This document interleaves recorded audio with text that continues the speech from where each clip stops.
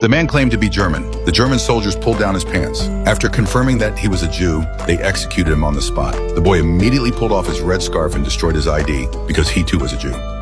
Soon, German soldiers came over to question him. The boy claimed in fluent German that he was a German who had escaped from the Soviet Union. The soldiers couldn't tell the difference, so they brought the boy to the officer so he could tell the difference between the truth and the lie. The officer asked for his parents' names, but the boy forgets to make them up.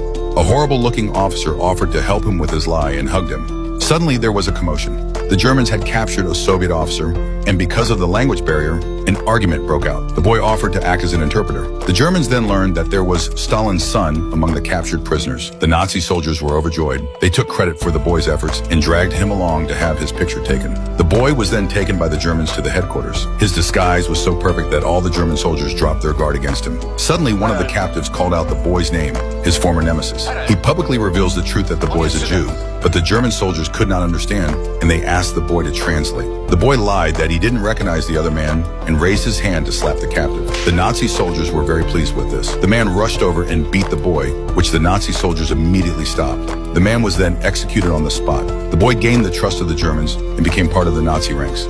Together, they captured the Soviet position and seized the enemy radio. The boy was translating what was on the radio. The next moment, all his teammates were killed by snipers.